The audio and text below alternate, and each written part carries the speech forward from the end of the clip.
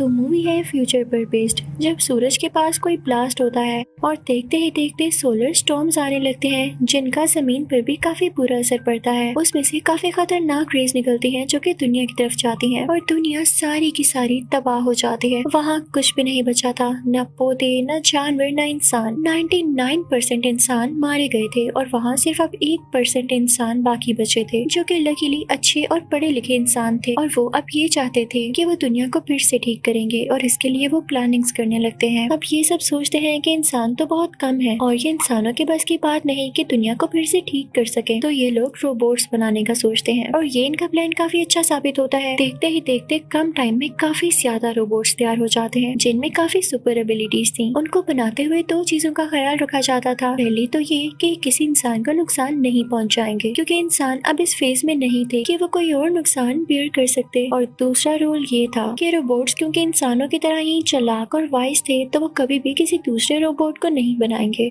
क्योंकि अगर ऐसा होने लग गया तो रोबोट्स इंसानों को भी रिप्लेस कर लेंगे। देखते देखते ये रोबोट्स काफी ज्यादा डेवलप्ड हो जाते हैं। ये लोग उस दुनिया में बड़ी बड़ी बिल्डिंग्स बनाने लगते हैं जिससे इंसानों को काफी फायदा हो रहा होता है और इंसानों के बेसिक काम भी ये लोग करने लगते हैं, यानी यही रोबोट्स। इंसान काफी खुश थे कि उनके बनाए गए रोबोट्स इतने अच्छे अच्छे काम कर रहे हैं, लेकिन कुछ ही साल बाद इन रोबोट्स में कोई फॉल्ट आ जाता है और काम होना बंद हो जाता है। वरना एक वक्त वो भी था कि जब यहाँ पर बारिश नहीं हो पा रही थी तो इन रोबोट्स की हेल्प से बारिश की गई, लेकिन अब ऐसा कोई सीन नहीं था और इंसान भी काफी परेशान थे क्योंकि इस शहर में कई काम इनकम्प्लीट रह गए थे। अब वो लोग यहाँ से कुछ बाहर आ जाते हैं और अपनी ही जगह बनाकर रहने लगते हैं। ये लोग ये सोच रहे होते हैं कि रोबोट्स में कोई फॉल्ट आ गया है और वो हमारे साथ सूट नहीं कर पा रहे, ये ना हो कि आगे जाके कोई प्रॉब्लम हो जाए, तो ये लोग उन रोबोट्स को खुद ही डिस्ट्रॉय करने लगते हैं। अब सीन चेंज होता है और हम एक पुलिस ऑफिसर को देखते हैं जो कि कहीं से जा रहा होता है और उसे कोई अजीबोगरीब आवाज आती है। जब वो वहाँ पर जाकर देखता है तो अंधेरे में एक रोबोट बैठा होता है, एक येलो कलर का रोबोट जो कि खुद को ठीक करने की कोशिश कर रहा होता है।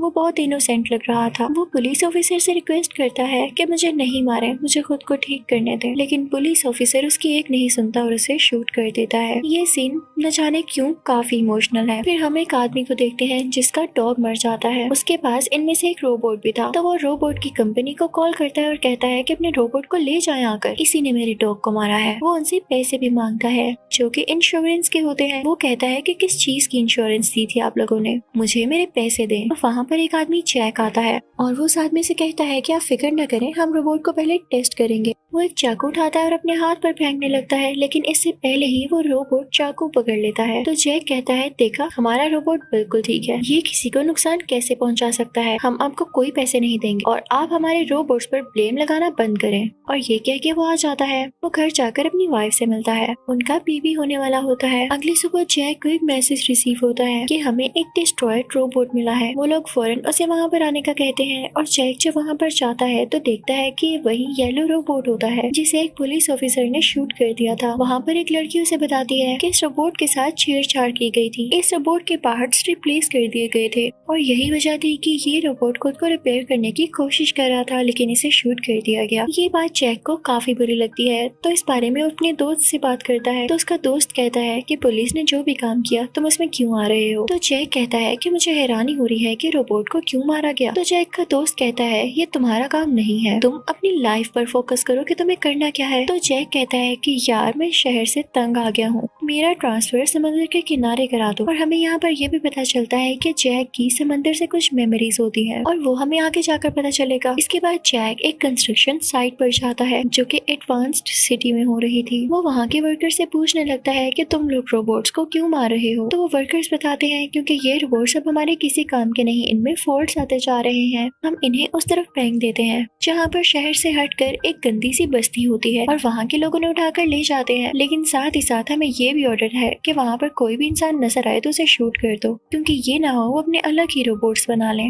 और वैसे भी उनका हमारी दुनिया से कोई लेना देना नहीं।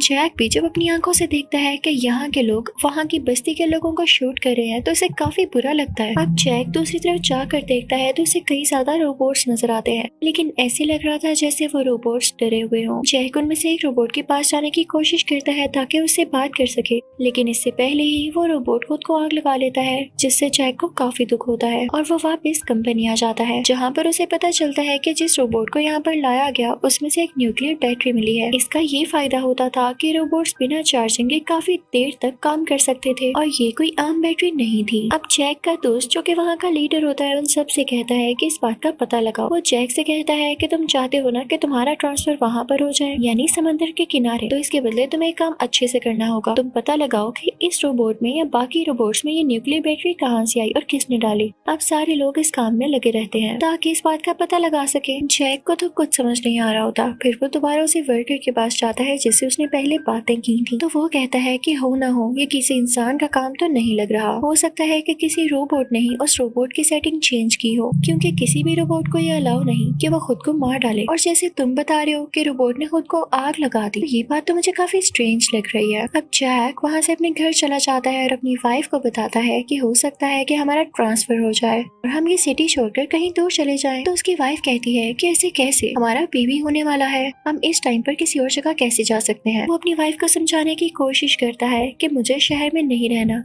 यहाँ पे नकली लोग रहते हैं जिनको किसी की भी फीलिंग्स का कोई ख्याल नहीं है। लेकिन उसकी वाइफ कहती है कि आप मुझे तंग नहीं करें। तो जैक वहाँ से चला जाता है, लेकिन उसके दिमाग में अभी तक वो बात थी कि उस येलो रोबोट को क्यों शूट किया गया और आखिर वो छुपकर वहाँ पर करना क्या चाह रहा था, वो खुद को रिपेयर क्यों करना चाह रहा था। अब जैक उस जगह पर जाता है जहाँ पर उस येलो रोबोट को शूट किया गया था। वो वहाँ पर जाकर चेक करने लगता है तो उसे एक चीज मिलती है और वो होती है वही न्यूक्लियर बैटरी जो कि उस रोबोट ने वहाँ पर छुपाई होती है। अब जैक को समझ नहीं आता कि आखिर ये न्यूक्लियर बैटरीज आई कहाँ से हैं। तो वो ये बात उस पुलिस ऑफिसर को भी बताता है जिसने इस रोबोट को मारा था और उसे ये बैटरी दिखाता है। तो वो कहता है कि मैं तुम्हें एक औरत के पास लेकर जाता हूँ, हो सकता है वो इसको जानती हो। अब जब वो लोग उस जगह पर जाते हैं तो देखते हैं वहाँ पर एक फीमेल रोबोट है जो कि काफी प्यारी और क्लेवर लग रही होती है। सबसे सरप्राइजिंग बात ये कि उसमें सेटिंग्स को चेंज कर दिया गया था और वो 2 रूल्स को खत्म कर दिया गया था, यानी इंसानों को नुकसान ना पहुंचाने वाला रूल और दूसरा रूल ये कि वो कभी भी किसी दूसरे रोबोट को नहीं बनाएगी, यानी इस फीमेल रोबोट से इन दोनों को खतरा था। अब जैक उस रोबोट की ओनर से पूछता है कि इसका क्रिएटर कौन है, तो वो कहती है मुझे नहीं पता। अब ये सुन के पुलिस ऑफिसर को तो आ जाता है गुस्सा। वो उस फीमेल रोबोट की टांग पर शूट कर देता है, वहाँ से चला जाता है। वो जैक को बताता है कि मैंने ऐसा इसलिए किया क्योंकि अब ये रोबोट जख्मी है, इसकी ओनर इसको रिपेयर करवाने के लिए इसके क्रिएटर के पास लेकर जाएगी और हम इसका पीछा करेंगे। तो जैक कहता है हाँ मुझे यकीन है कि इस रोबोट की क्रिएटर इस न्यूक्लियर बैटरी को खरीद भी लेगी और बता भी देगी कि आखिर ये आई कहाँ से। तो वो पुलिस ऑफिसर कहता है कि जो भी प्रॉफिट होगा तुम्हें मुझे देना होगा, हम उसको आधा आधा करेंगे। ये लोग उसका पीछा करने लगते हैं। वो कोई फैक्ट्री होती है जहाँ पर उसकी गाड़ी रुकती है।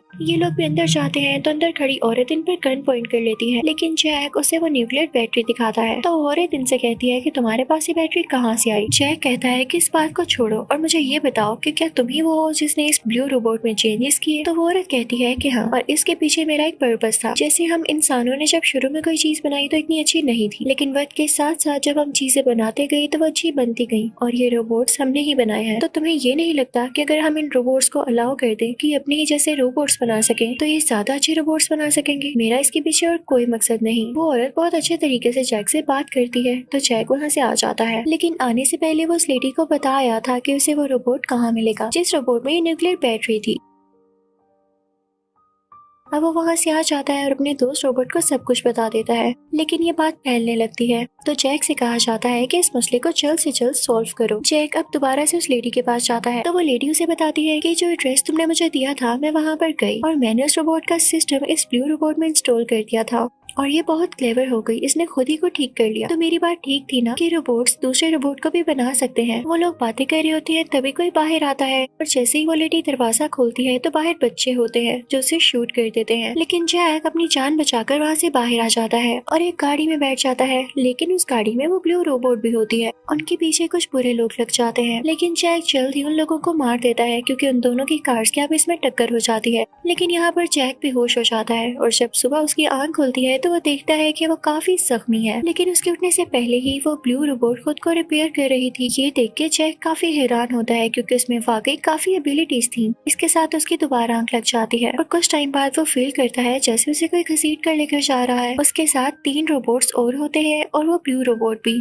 जो कि उसे कहीं पर लेकर जा रहे होते हैं। वो एक रेगिस्तान में होते हैं। जैक उन रोबोट से कहता है कि हमें शहर की तरफ जाना होगा, लेकिन वो रोबोट्स उसकी बात नहीं सुनते। जैक अकेला ही आगे बढ़ने लगता है, लेकिन वो रोबोट्स उसे फॉलो करने लगते हैं। लेकिन जैक क्योंकि काफी जख्मी था तो वो नीचे गिर जाता है। तो वो ब्लू रोबोट आकर उसे कुछ इंसेक्ट्स खिलाती है और पानी पिलाती है, क्योंकि बाकी रोबोट्स इंसानों को भी बचाना चाह रहे होते हैं, क्योंकि ये उनका रूल था कि इंसानों को नुकसान नहीं पहुंचाना। और फिर उसके बाद वो आगे बढ़ने लगते हैं। जैक चाह रहा होता है कि वो वापस चला जाए, क्योंकि उसे अभी इन रोबोट्स पे ट्रस्ट नहीं होता। वो उन रोबोट से कहता है कि मुझे पानी चाहिए, और जब वो रोबोट थोड़ा दूर होते हैं तो अपने बैग से कोई चीज निकालता है और अपने बॉस को एक साइन भेजता है कि मैं यहाँ पर हूँ। उसके बॉस को उसकी लोकेशन पता चल जाती है। अब जैक का दोस्त उस पुलिस ऑफिसर से कहता है कि जाओ इस लोकेशन पर जाओ और जैक को बचा कर ले आओ। अब वो पुलिस ऑफिसर वहाँ पर पहुँच चुका होता है, तो जैक को इस बात का पता चल जाता है और वो उन रोबोट से कहता है कि मुझे जरा वॉशरूम तक जाना है, तुम लोग यहीं रुको। और वो इसी चीज का बहाना करते हुए आगे जाने लगता है और फ्लेयर गन से साइन देता है। लेकिन फ्लेयर गन से निकला ये शॉट वो रोबोट्स भी देख लेते हैं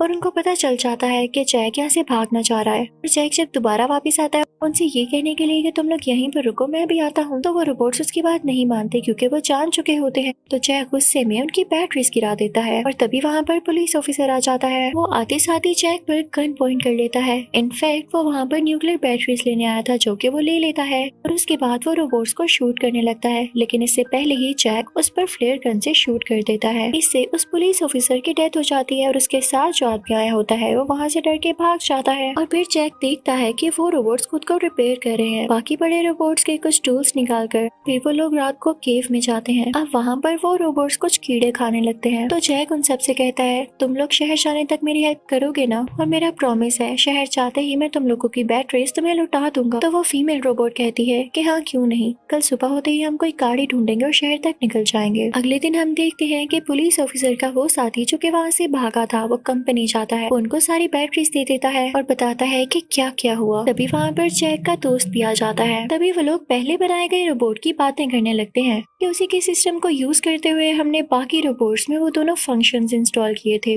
कि ना तो इंसानों को नुकसान पहुंचाएंगे और ना ही कोई दूसरा रोबोट बनाएंगे, और ये काफी हेल्पफुल था। लेकिन वो सब हैरान भी हो रहे होते हैं कि आज तक कोई भी इंसान इस काबिल नहीं हुआ कि उन रोबोट्स के सिस्टम में से इन दोनों रूल्स को खत्म कर सके। अब वो लोग उन रोबोट्स की बात करते हैं जिनमें ये रूल्स हैं ही नहीं, और वो उनकी वजह से काफी वरीड होते हैं कि कहीं ये कोई नुकसान न पहुंचा दें। ये सब प्लान करते हैं कि हम उन रोबोट्स को ढूंढ कर लाएंगे। ये सब लोग जैक के दोस्त को इस बात का ऑर्डर देते हैं ताकि वो उन रोबोट्स को यहाँ पर लाए। फिर उधर हम देखते हैं कि जैक की बेटी हुई है और जैक की वाइफ काफी परेशान होती है क्योंकि उसका हस्बैंड अभी तक आया नहीं होता। तो उसे पता चलता है कि पुलिस जैक और उन रोबोट्स को ढूंढ रही है।